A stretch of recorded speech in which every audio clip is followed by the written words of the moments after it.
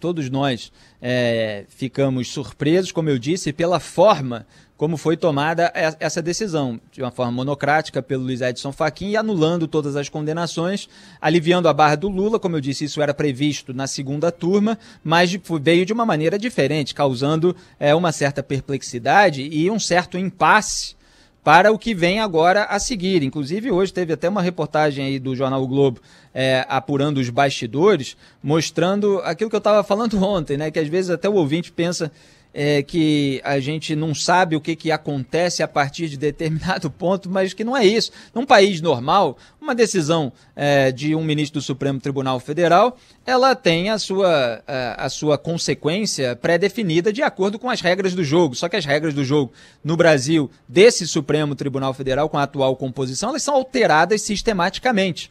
Então, nem os próprios ministros sabem as consequências dos atos deles próprios, ainda mais dos seus colegas. Então, tá havendo um debate interno no Supremo sobre qual decisão deve ocorrer primeiro. Se a conclusão do debate sobre a suspeição, paralisado pelo pedido de vista do Cássio Nunes Marques, suspeição do Sérgio Moro, ou se a avaliação em plenário da decisão do Fachin, que só será possível depois do recurso formal da Procuradoria-Geral da República. E aí a gente precisa vigiar e monitorar para ver como é que a Procuradoria-Geral da República também vai atuar. Se vai haver aí um grande acerto com os ministros do Supremo Tribunal Federal, se eles vão vazar aquilo que eles estão querendo fazer e a PGR vai colaborar com isso de alguma forma, para saber o andamento, o que vem primeiro. Então o Cássio Nunes Marques parou a decisão sobre a suspeição do Moro quando estava um placar de 2-2 na segunda turma, que é composta por 5 dos 11 ministros. E agora, a decisão do Fachin de anular e declarar incompetente a 13ª Vara Federal de Curitiba vai ser julgada pelos 11 no plenário. E aí, como é que uma coisa vai afetar a outra? O que, afinal, vai valer no fim? O quanto do processo do Lula vai se manter, vai ser conservado para análise da Justiça Federal de Brasília? Porque pela decisão do Fachin, certos elementos ali continuam sendo considerados, apesar da anulação das condenações. Mas pelos votos do Gilmar Mendes e do Ricardo Lewandowski, no julgamento da suspeição do Moro, algumas atitudes iniciais ali envolvendo o Sérgio Moro também seriam anuladas. Então é preciso ver exatamente como é que esse processo vai chegar nas mãos do juiz responsável, que a gente ainda não sabe qual, na Justiça Federal de Brasília, se chegar, se o plenário não derrubar antes. Então se formou uma tremenda confusão, e aí o Marco Aurélio Mello, que é alguém que muitas vezes fica próximo do Gilmar Mendes, do Ricardo Lewandowski, do Dias Toffoli, dessa ala anti-Lava Jato, na verdade, anti-combate à corrupção das pessoas poderosas, né? Ele está aí assustado com essa decisão do Fachin. Isso pode ser um sinal até sobre a temperatura no Supremo Tribunal Federal, porque se o Marco Aurélio Mello está assustado, que será que pensam Luiz Fux, Luiz Roberto Barroso e outros ministros, Alexandre de Moraes, Rosa Weber, Carmen Lúcia, outros que podem ser o fiel da balança num eventual julgamento no plenário. Bom, sobre a questão do Sérgio Moro, Marco Aurélio Mello aproveita aí para fazer uma média com uma parte da sociedade, ele que é tão desgastado, até porque já libertou, por exemplo, o traficante André do Rep numa decisão monocrática que depois foi derrubada pelo presidente do STF, Luiz Fux. O Marco Aurélio ficou bravo, aí o traficante acabou fugindo, não foi pego de novo. Então os ministros fazem um monte de coisa lá que os próprios colegas repudiam, não entendem, criam impasses, e a gente tem visto muito isso acontecer. Agora, eu queria lembrar alguns episódios que eu já lembrei nesse programa, mas é importante lembrar porque parece que no Brasil sempre se tem dois pesos, duas medidas. É esse cenário de insegurança jurídica do qual o Marco Aurélio Mello está falando, que eu falei aqui desde o primeiro dia, a respeito da decisão do Fachin. O Gilmar Mendes, ele é amigão, como ele próprio já confessou, do Michel Temer, e como a gente já viu acontecer por meio de reportagem, relatório até da Polícia Federal, né, da troca de mensagens e conversas entre Gilmar Mendes e Aécio Neves. Então Gilmar é amigo do Michel Temer, é amigo do Aécio Neves, é amigo do José Serra, com quem trocava e-mails íntimos. O Aloysio Nunes chamou de nosso causídico, inclusive numa troca pelo WhatsApp, que também é do PSDB, ele foi posto lá pelo Fernando Henrique Cardoso. O Gilmar Mendes ligou para o governador do Mato Grosso, Silval Barbosa, quando ele foi alvo de busca e apreensão e acabou preso em flagrante por uma arma ilegal, um porte ilegal que ele tinha ali, e o Gilmar ligou, o que é isso, que confusão é essa que aconteceu? E aí o governador reclamou daquela operação e o Gilmar disse, vou falar com o Toffoli, que era o relator que havia autorizado a operação de busca e apreensão. E esse áudio foi captado porque havia escuta telefônica no celular do governador.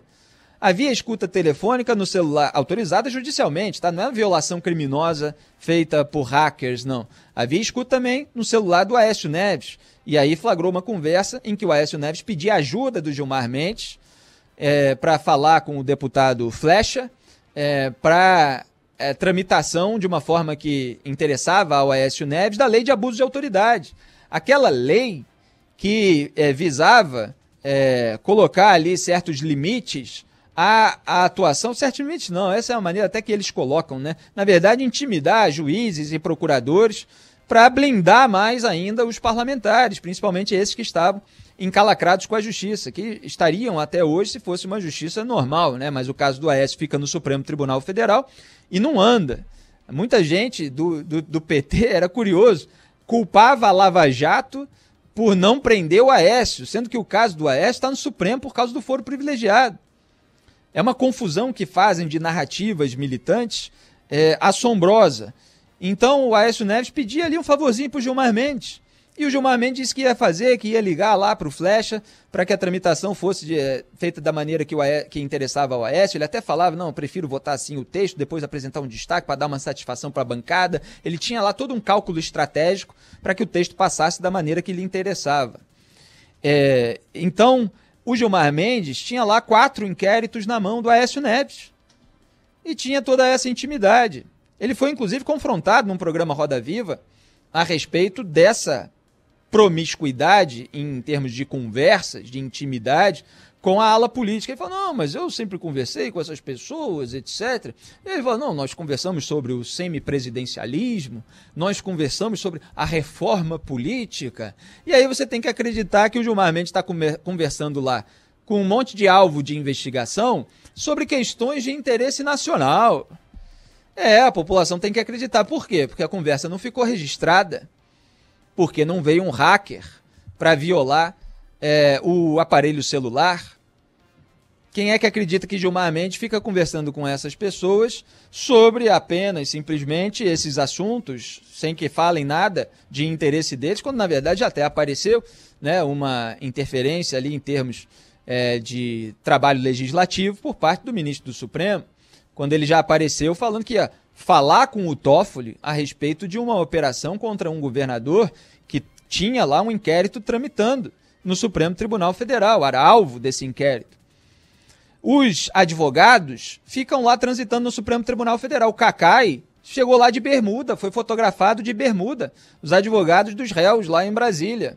O que esse pessoal conversa nos bastidores? E eu não estou falando isso em termos de, porque uma coisa está errada, 2 erros não fazem um acerto. Não é isso. Quem tem coerência, inclusive, não precisa ficar adaptando as suas posições. Quando eu citei ontem aqui, anteontem, a conversa do Romero Jucá, está na pauta hoje, aliás, porque teve denúncia, né?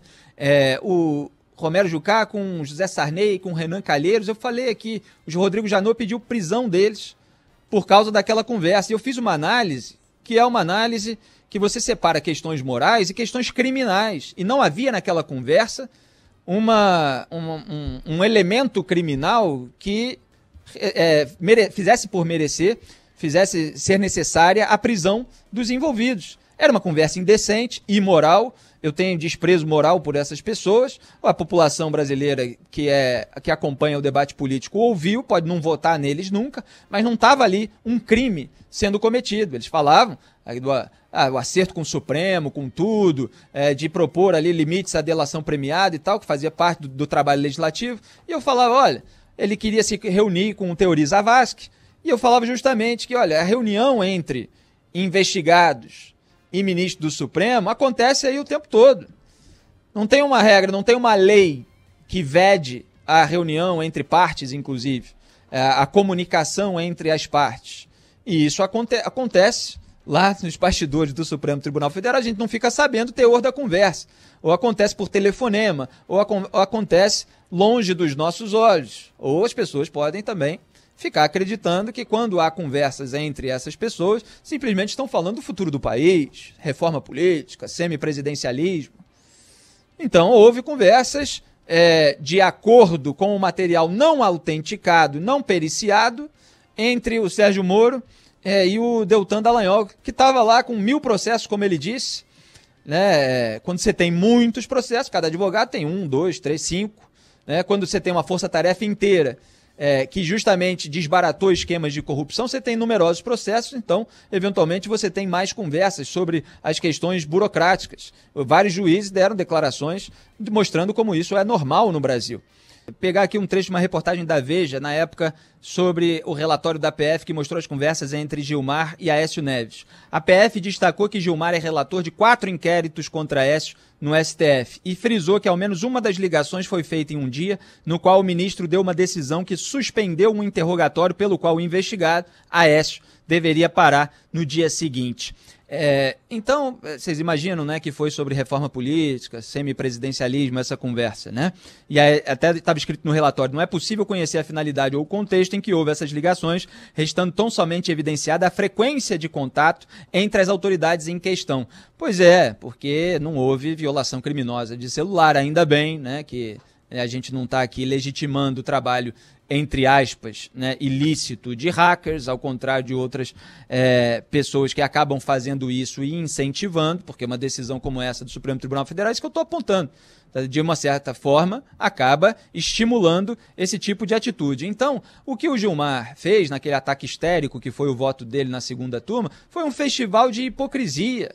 Quem é que não se lembra também do Ricardo Lewandowski fazendo o acordão com o Renan Calheiros para não deixar a Dilma perder os direitos políticos quando era previsto na lei? Inclusive foi gabarito de prova da AB que quando um presidente da República perde o mandato, no impeachment, ele perde também automaticamente os direitos políticos. Revoltou até o Fernando Collor, que tinha passado pelo mesmo e tinha perdido os direitos políticos. Mas para Dilma especificamente, o Lewandowski, que foi posto no Supremo Tribunal Federal pelo Lula, ele abriu essa exceção. Ele teria tirado 0 na prova da OAB, como eu mostrei na época. Então, é um festival de hipocrisia, mas eles se colocam lá como onipotentes, podem fazer tudo e o resto não pode fazer nada. Ficam posando daqueles juízes imparciais. Gilmar Mendes, que soltou o empresário de cuja filha ele foi padrinho de casamento. E depois esnobou, isso não é cláusula de suspeição, etc.